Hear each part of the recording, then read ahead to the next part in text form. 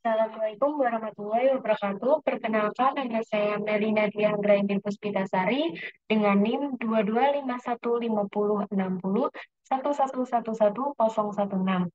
Pada video kali ini, saya akan menyampaikan summary saya mengenai materi gaya belajar sebagai pemenuhan tugas mata kuliah teori belajar dan pembelajaran dengan dosen pengampu Ibu Upun Haryanti, MPD, PhD.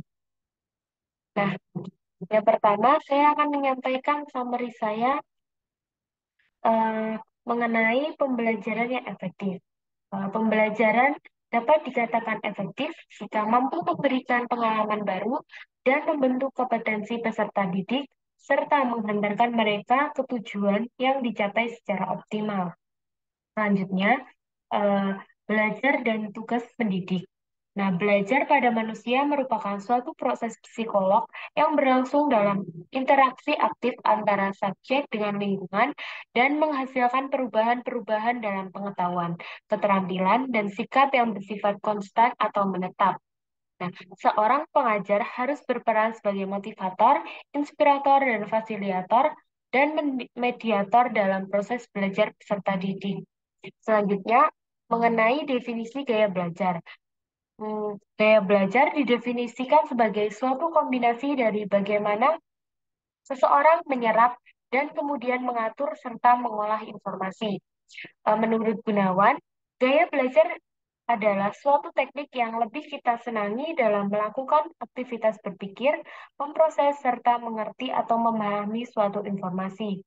Sedangkan menurut De Porter dan Hernaki, gaya belajar sebagai perpaduan dari cara seseorang menyerap, mengatur, dan mengolah suatu informasi. Sedangkan menurut Nasution, dalam bukunya Berbagai Pendidikan dalam Proses Belajar Mengajar, gaya belajar didefinisikan sebagai cara yang konsisten yang dilakukan oleh seorang anak didik dalam merespons stimulus atau informasi, teknik mengingat, berpikir, maupun dalam memecahkan soal. Nah, berdasarkan beberapa pengertian di atas, dapat disimpulkan bahwa gaya belajar dapat didefinisikan sebagai cara seseorang dalam merespons suatu informasi atau pelajaran, menata dan mengolah informasi tersebut untuk solusi masalah dan mengaplikasikannya dalam kehidupannya. Gaya belajar adalah teknik atau cara yang dimiliki seseorang untuk mengeksplor kemampuannya. Selanjutnya, mengenai connection, eh, gaya belajar dibagi menjadi tiga tipe, yaitu gaya belajar visual, gaya belajar auditori, dan gaya belajar kinestetik. Untuk gaya belajar visual sendiri lebih memfokuskan pada penglihatan, sedangkan untuk gaya belajar auditori lebih memfokuskan pada indera pendengaran dalam mengingat sesuatu, dan untuk gaya belajar kinestetik lebih memfokuskan gaya belajar melalui aktivitas fisik dengan bergerak, melakukan, ataupun menyentuh. Untuk ciri-ciri dari tipe gaya belajar visual sendiri yaitu rapi dan terarah, bertutur kata dengan sesuai, jeli, teliti, dan rinci, pelafalan yang apik dan dapat melihat kata-kata yang sebenarnya dalam pikiran mereka. Sedangkan ciri-ciri dari anak auditori yaitu mudah terganggu oleh keributan, mengucapkan tulisan atau membaca dengan bersuara, merasa kesulitan dalam hal-hal yang berkaitan dengan visualisasi. Dengan ciri-ciri dari anak kinestetik sendiri yaitu menghafal dengan cara berjalan atau melihat, menunjuk bacaan ketika sedang membaca, banyak menggunakan isyarat tubuh dan tidak dapat duduk diam untuk waktu lama.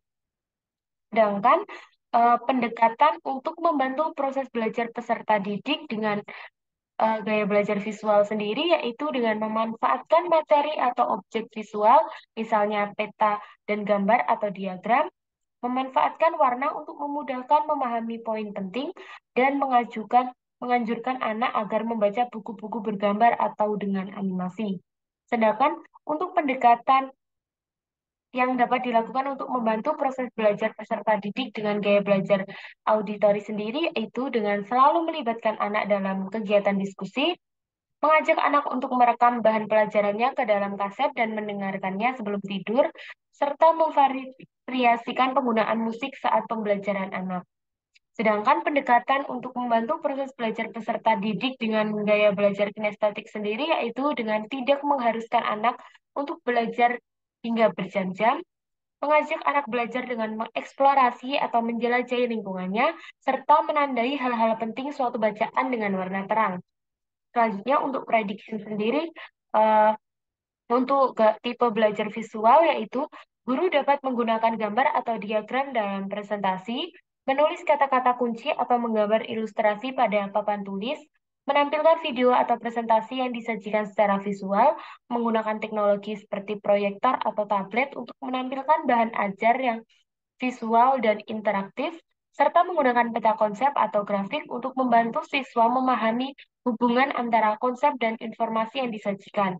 Sedangkan untuk tipe belajar auditori sendiri yaitu guru dapat memberikan penjelasan lisan, mengadakan diskusi kelas, dan ceramah dan penggunaan rekam audio. Nah, rekam audio tersebut digunakan untuk merekam penjelasan guru atau diskusi kelas. Hal ini dapat membantu siswa auditori dalam memperdalam pemahaman mereka tentang materi pelajaran.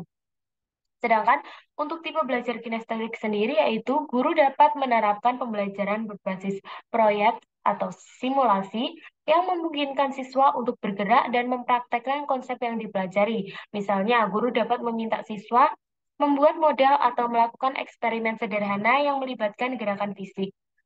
Baik, itu saja yang dapat saya sampaikan. Bila ada tutur kata yang kurang berkenan, saya mohon maaf. Wassalamualaikum warahmatullahi wabarakatuh.